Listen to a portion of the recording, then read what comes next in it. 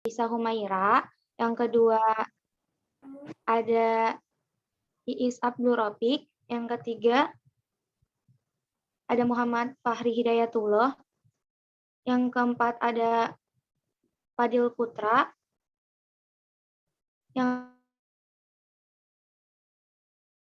dan yang terakhir ada Hafiz Reksobudi. Materi pertama ada study atau belajar yang akan dijelaskan oleh Aisyah Humairah. Kepada Aisyah Humairah, waktu dan tempat dipersilahkan. Terima kasih para moderator pada saya untuk memaparkan materi. Mohon maaf sebelumnya off-cam karena sinyalnya kurang baik. Kali ini materi yang akan saya jelaskan adalah studi atau belajar. Belajar adalah proses dalam rangka memperoleh pengetahuan dan pemahaman baru melalui pengalaman atau berinteraksi dengan dunia nyata yang memerlukan waktu dan penyesuaian diri bagi setiap orangnya. Lalu apa itu gaya belajar? Gaya belajar adalah kebiasaan atau cara belajar yang paling disukai oleh peserta didik yang biasa disebut learning styles. Bisa next slide.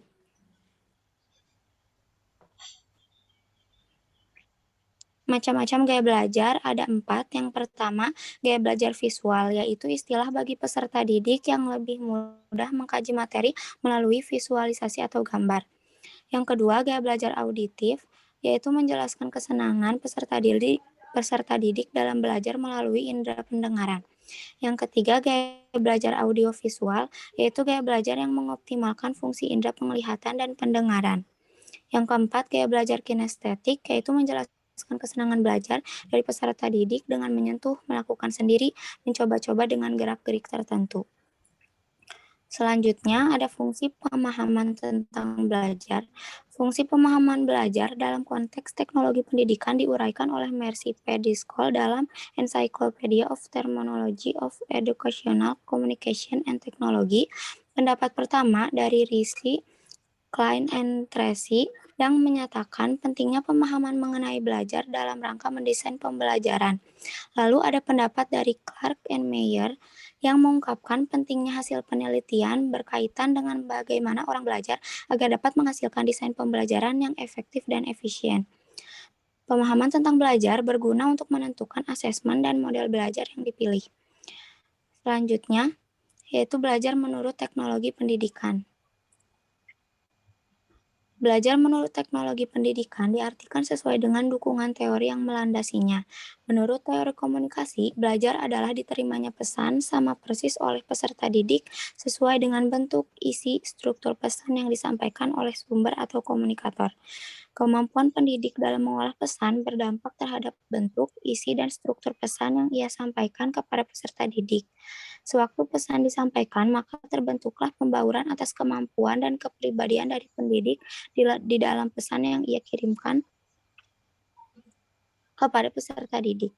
Proses belajar yang mulus terbentuk ketika seseorang mampu membaurkan kemampuan awal atau kemampuan yang sudah ia miliki dengan kemampuan baru yang ia pelajari. Dalam hal ini, pendidik membantu peserta didik dengan strategi pembelajaran dan menyediakan lingkungan belajar yang mendukung terjadinya proses belajar tersebut. Teknologi pendidikan menganggap use dari materi yang dipelajari. Lalu, selanjutnya topik terakhir yang akan saya bahas adalah tantangan dan tuntutan kemampuan belajar di abad 21. Peserta didik di abad 21 ini menghadapi tantangan kemampuan beradaptasi dengan teknologi digital. Pemanfaatan teknologi, informasi, dan komunikasi menjadi bagian dari belajar sehari-hari. Seperti model belajar e-learning yang memiliki kesamaan dengan program instruction, lalu penyajian materi yang dipilih dan dibentuk lebih sempit dan kecil ruang lingkupnya yang dinamai learning object, lalu alur penyajian materi yang menggunakan alur linear, bercabang atau branching, dan hiperkonten, yaitu materi ajar yang dapat diakses sesuai dengan laju belajar atau learning pace dan minat peserta didik. Sekian materi yang dapat saya sampaikan, saya kembalikan ke moderator. Oke, baik. Terima kasih banyak Aisyah atas materi yang sudah dipaparkan.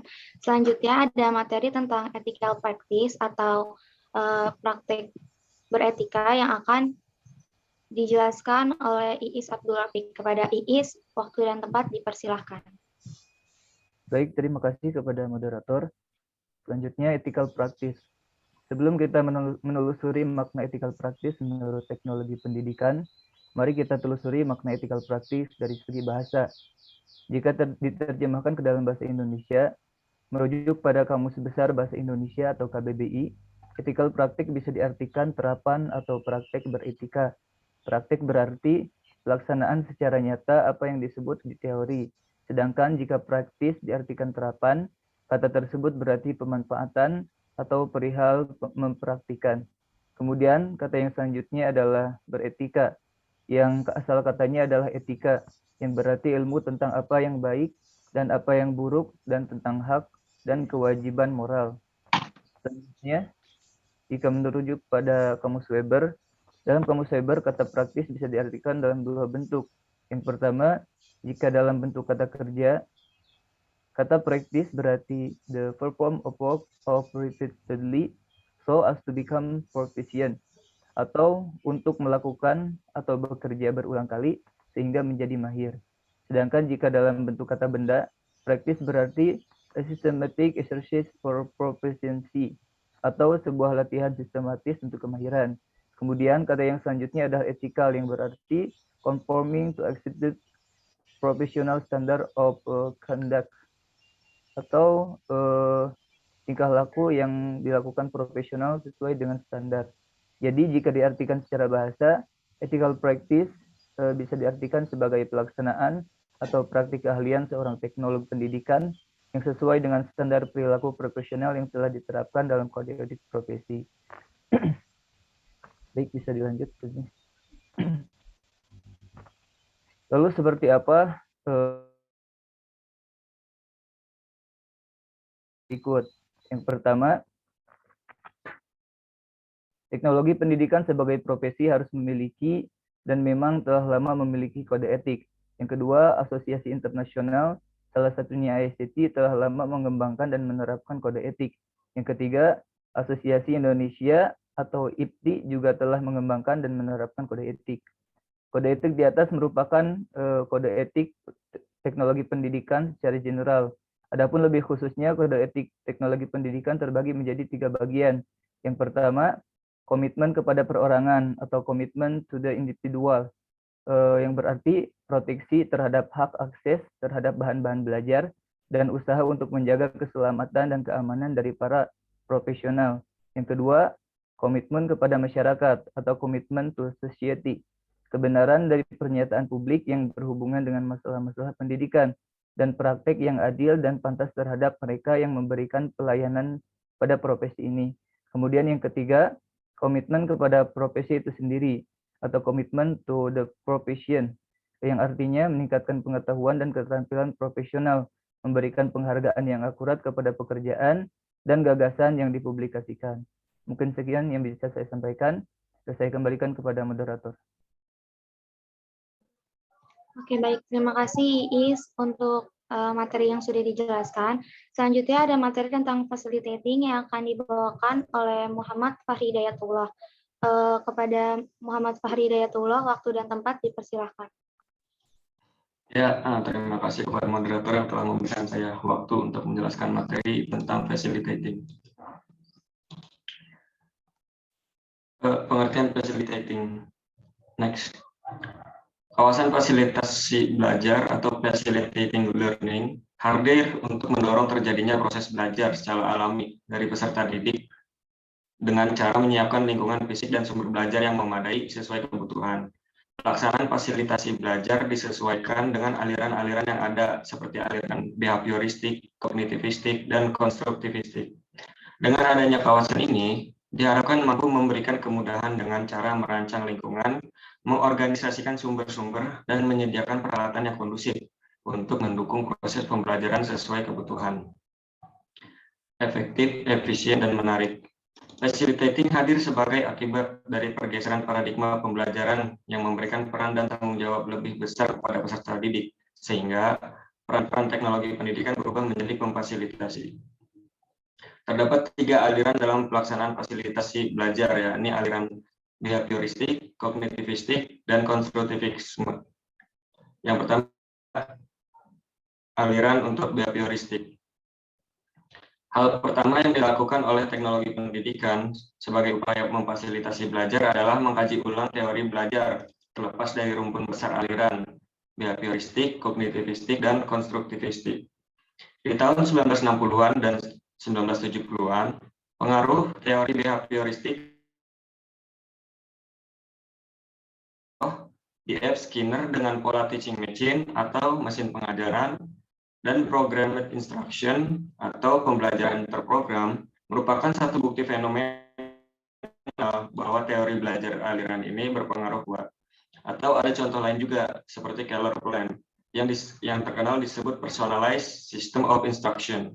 Program ini mengolah pesan dalam bentuk unit-unit kecil yang dilengkapi dengan latihan untuk memupuk pemahaman sebelum peserta didik melanjutkan ke unit lain yang lebih sulit dan lebih tinggi jenjangnya.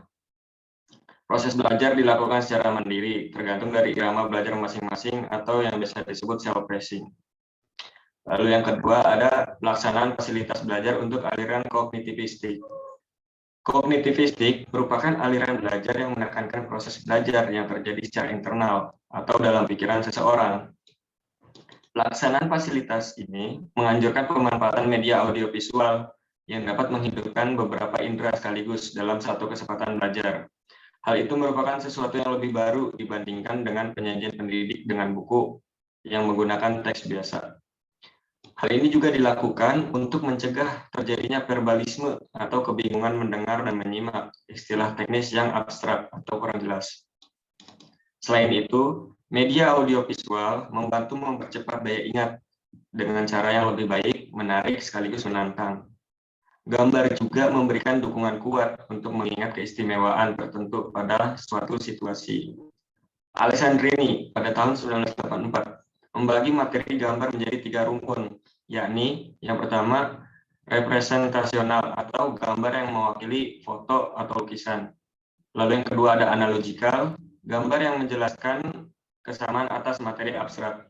Dan yang terakhir ada arbitrary, atau gambar yang menjelaskan sesuatu yang tidak ada, tetapi memberi dampak pola pikir seperti grafik, diagram, dan sebagainya. Lalu yang terakhir ada pelaksanaan fasilitas belajar untuk aliran konstruktivistik. Aliran belajar ini mempercayai seseorang yang dianggap berhasil dalam belajarnya, maka ia mampu menghasilkan atau membuat sesuatu terlepas dari apa yang disajikan dari materi ajar. Para konstruktivistik cenderung bersikap menganjurkan daripada memberikan penyelesaian masalah, bagaimana memfasilitasi belajar. Konstruktivis banyak dipengaruhi oleh teori belajar sosial. Sebagai contoh, sekolah cenderung menganut belajar menyelesaikan masalah di dalam kelas, sedangkan peserta didik tetap akan menghadapi masalah dalam hidupnya di luar kelas. Problem-based learning merupakan salah satu yang digaris oleh konstruktivis. Problem-based learning mengajak peserta didik untuk berpikir bagaimana menghadapi dan menyelesaikan masalah yang rumit dalam situasi yang sebenarnya. Jika dapat disimpulkan, maka memfasilitasi belajar tidak selalu harus mekanistik, fisik, melainkan dapat pula dilakukan dengan cara menyusun situasi sebagai metode atau menyiapkan. Berikut materi yang bisa saya sampaikan, selebihnya saya kembalikan ke moderator.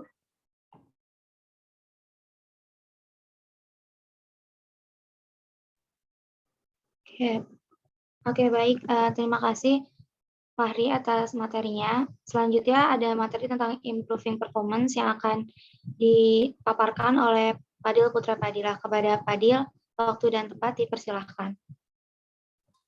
Baik, terima kasih kepada moderator yang telah memberikan kesempatan untuk saya menyampaikan materi tentang improving performance. Boleh, next. Nah, jadi kawasan improving performance ini menunjukkan kiprah teknologi pendidikan dalam membantu peserta didik untuk melakukan pembelajaran.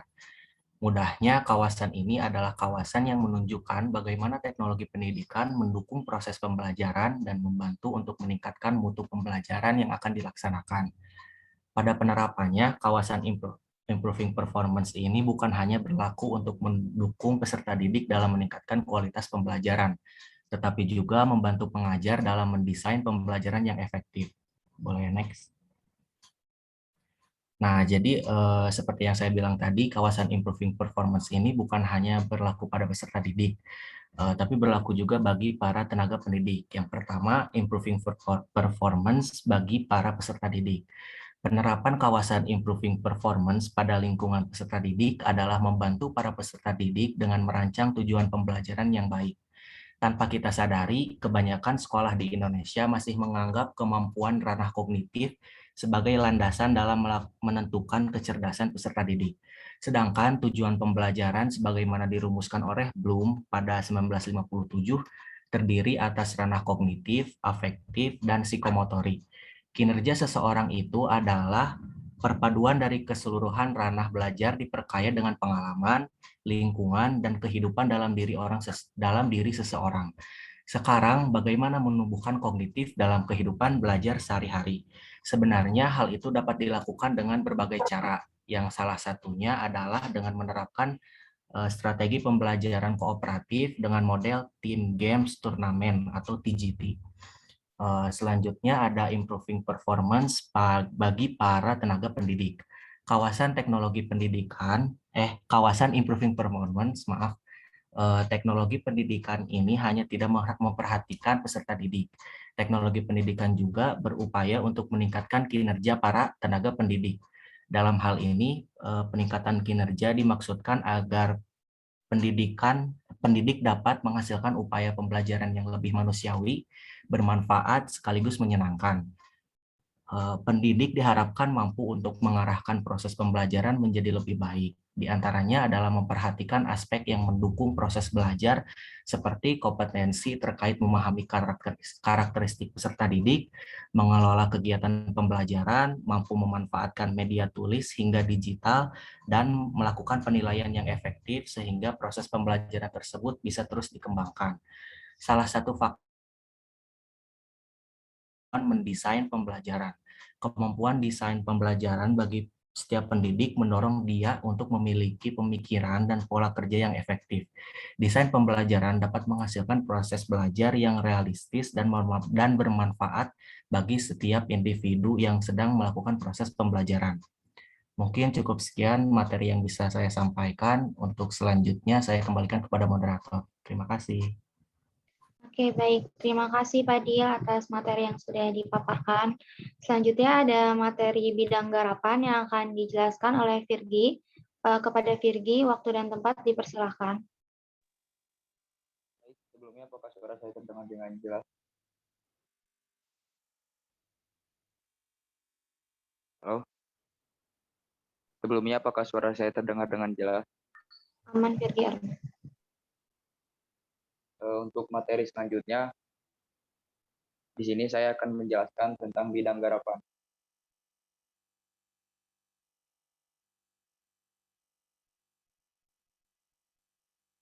Memaknai keahlian dan bidang garapan dalam konteks pemahaman sangat jelas dalam standar kompetensi alumni yang dipublikasikan oleh AECT.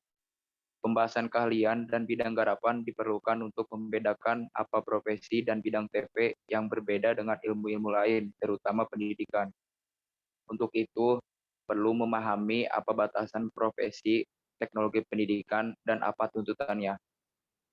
Berdasarkan rumusan definisi tahun 2004, ada 3 kata kerja atau kegiatan yang dapat dimaknai sebagai keahlian atau kompetensi teknologi pendidikan. Yaitu yang pertama ada creating atau menciptakan, yang berarti adalah keahlian terkait bagaimana produksi media pembelajaran menjadi faktor penentu bagi arah pemanfaatan media yang menggeser konsep ilmiah teknologi yang sebenarnya. Lalu yang kedua, using atau istilah memanfaatkan adalah keahlian berkenaan dengan menggunakan, menerapkan, dan memodifikasi media pembelajaran atau sumber belajar yang sesuai dengan keperluan belajar. Lalu yang ketiga, mengelola. Dalam mengelola ini, kemampuan yang ketiga dari seorang ahli teknologi pendidikan adalah mengelola, sama halnya dengan perjalanan panjang teknologi pendidikan. Keahlian mengelola sudah melekat sejak tahun 1920-an menggunakan istilah controlling the product and the process. Kemudian dalam rumusan 1977 terdapat kata organization dan managing solution untuk definisi TP dan teknologi pembelajaran, serta learning is and control. Dan akhirnya definisi 2004 memakai kata managing. Penggunaan istilah-istilah tadi menunjukkan benang merah bahwa manajemen atau mengelola adalah salah satu dari keahlian dan kegiatan yang harus cukup. Sekian pemaparan materi dari saya. Selanjutnya saya akan kembalikan kepada moderator. Oke, terima kasih Virgi atas materi yang sudah dipaparkan. Jadi teman-teman, materi yang dijelaskan Virgi tadi sekaligus menutup sesi presentasi dari kelompok 6 kelas A. Selanjutnya, bagi kelompok 6 kelas B, jika ada pertanyaan atau tanggapan yang ingin disampaikan, dipersilahkan.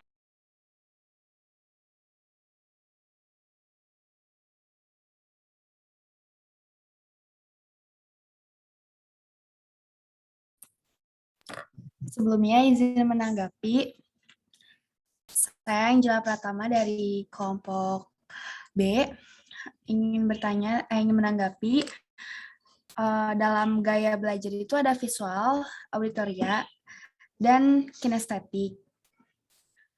Dan mungkin banyak dari kita yang asing sama kinestetik gitu.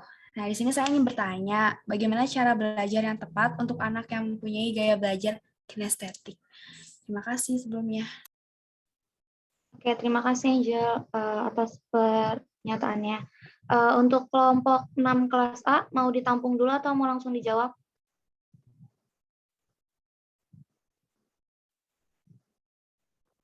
Ditampung dulu Tampung kali ya? aja dulu. Iya. Oke, kelompok 6 kelas B, ada lagi? Boleh raise hand.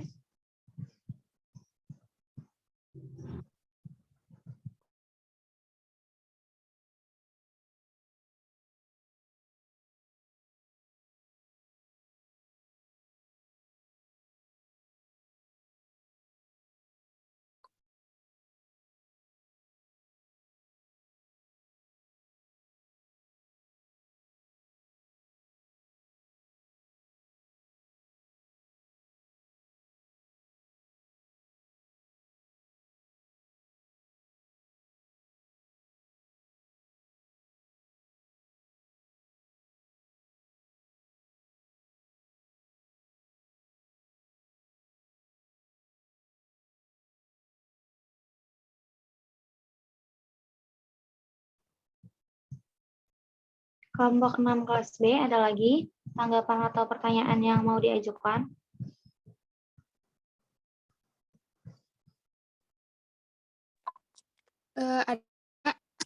Sebelumnya saya Dita dari kelompok 6 kelas B ingin menanggapi untuk improving performance pada peserta didik dan pendidik, apakah upaya yang Anda lakukan sebagai pendidik untuk meningkatkan kinerja peserta didik?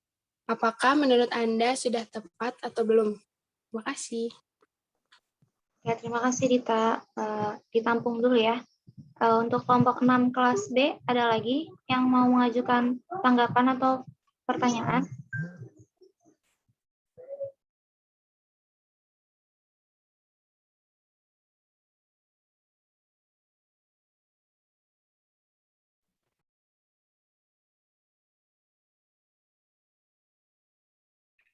Barangkali ada yang ingin ditambahkan juga ya, mungkin ada yang belum tersampaikan ya.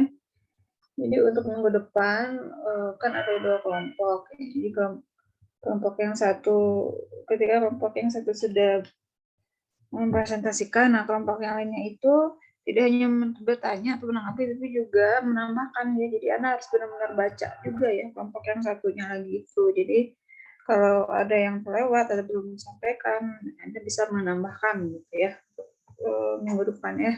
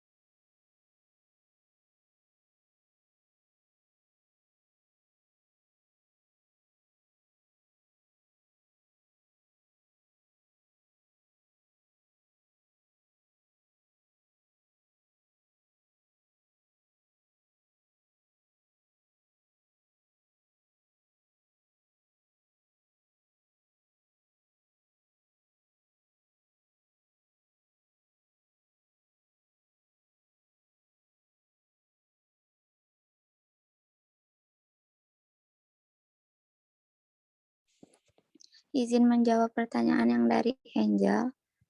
Jadi cara belajar yang tepat untuk anak yang mempunyai gaya belajar kinestetik, pertama misalnya saat mendapatkan materi, bila memungkinkan anak tersebut segera mencoba dengan mempraktikannya.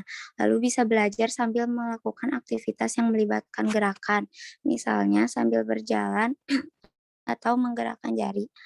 Lalu bisa juga mengunjungi tempat yang berhubungan dengan materi yang ada di pelajaran.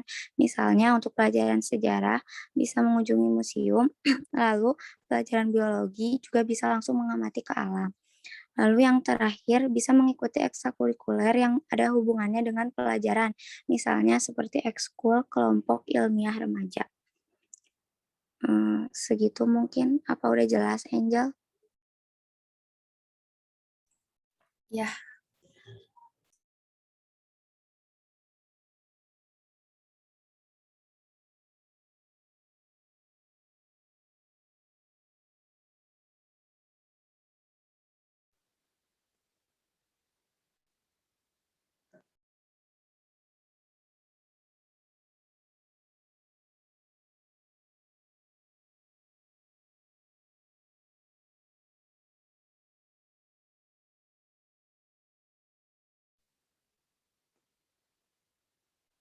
Moderator, izin menambahkan apa suara saya terdengar? Terdengar, Nida, silahkan. Ya, izin menambahkan mengenai belajar di abad 21 yang tadi sudah disampaikan, barangkali menambah sedikit mengenai apa saja sebenarnya kemampuan yang harus dimiliki, sehingga ada tuntutan dan tantangan bagi kita selaku pelajar di abad 21. Yang pertama itu ada critical thinking and problem solving, berpikir kritis dan menyelesaikan masalah. Ada creativity, communication skill, dan ability to work collaboration. Jadi ada berpikir kritis, menyelesaikan masalah, kreativitas, kemampuan berkomunikasi, dan kemampuan untuk bekerja sama. Yang tadi udah disampaikan gimana tuntutan dan tantangannya itu. Nah, ini spesifikasinya kelompok kami, dari kelompok 6B menambahkan ini kemampuan-kemampuan yang harus dimiliki dan bagaimana nanti gaya-gaya belajar tersebut yang telah disampaikan berpengaruh terhadap upgrading dari kemampuan-kemampuan abad 21 itu. Itu aja, makasih. Terima kasih Nida atas tambahannya. Dari kelompok 6 kelas B tadi masih ada satu pertanyaan yang belum dijawab ya. Kelompok 6 kelas A udah siap buat jawab. Baik, izin menjawab untuk pertanyaan yang dari Dita.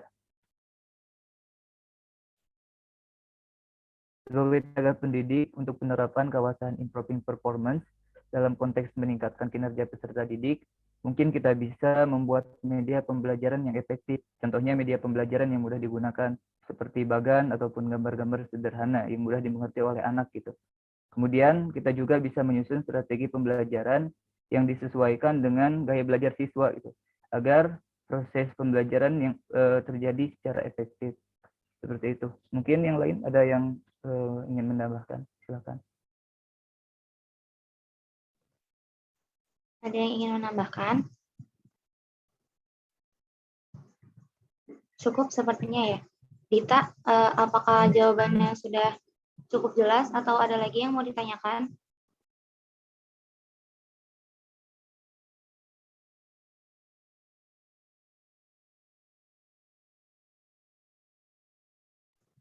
Sepertinya sudah cukup jelas ya. Kelompok 6 kelas B ada lagi yang mau ditambahkan atau mau ditanyakan? Boleh raise hand dulu ya.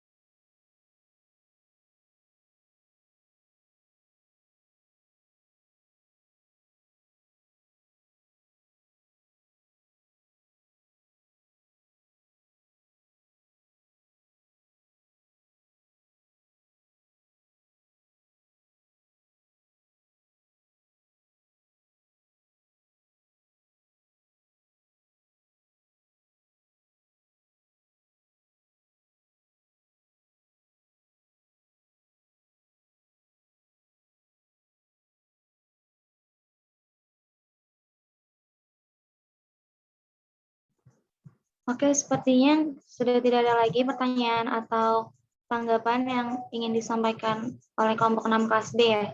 Kita tutup aja sesi presentasi hari ini. Terima kasih untuk kelompok 6 kelas A dan kelas B yang sudah memaparkan materinya dan juga menanggapi materinya. Saya Putri Maharani, pamit undur diri, kurang lebihnya mohon maaf. Selanjutnya saya kembalikan kepada Ibu Nadia. Terima kasih.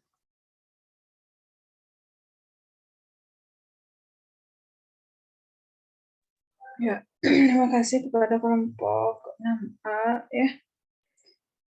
Ini saya lihat ada beberapa poin yang lewat, tapi saya ingin semua kan sudah dapat e-booknya ya ini ya. Terutama mengenai improving performance. Tadi hanya satu slide saja yang dipresentasikan, padahal di e-booknya ini kan banyak ya. Nah, jadi saya ingin semuanya membaca dan memahami betul-betul ya, Anda bisa diskusikan karena memang ini berbahasa Inggris yang memang butuh waktu, tetapi Anda harus bisa ya memahaminya gitu.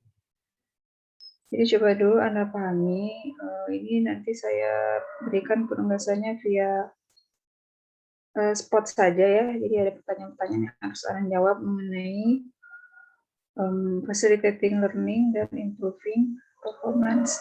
Itu bahasa individu ya, jadi kebetulan saya juga sedang tidak enak badan ya hari ini, jadi kita lanjut saja di kegiatan asinkronus via spot ya. Tapi akan saya ketikkan dulu pertanyaannya ya nanti ya, saya posting dulu tugasnya, nanti akan saya kabari di grup kalau sudah ada dan bisa Anda kerjakan. Tapi ya itu tugasnya saya berikan waktu 1 minggu ya, jadi mudah minggu depan ya insya Allah ada waktu untuk kita bahas ya, karena ini bahasa Inggris ya, jadi saya berikan waktu 1 minggu, itu berarti datanya itu ya jam 7 hari minggu depan jam 7 pagi ya, sebelum perkuliahan selanjutnya ya. Ini tugasnya individu, semua harus mengerjakan, tetapi Anda boleh berdiskusi ya tentu saja ya, agar Anda bisa bertukar pikiran dan benar-benar memahami. Karena kalau tidak berdiskusi, apa yang sudah Anda pahami itu belum tentu akurat, tapi ketika sudah berdiskusi, bertukar pikiran, misalnya akan lebih paham ya. Nah itu kan teori belajar konstruktivisme itu begitu ya, mengkonstruksi pemahaman itu learning ya, jadi mengkonstruksi pemahaman itu akan lebih baik kalau dilakukan bersama-sama, berdiskusi ya. Jadi seperti itu saja ya untuk hari ini, saya tidak bisa on cam ya. Kita lanjut di spot.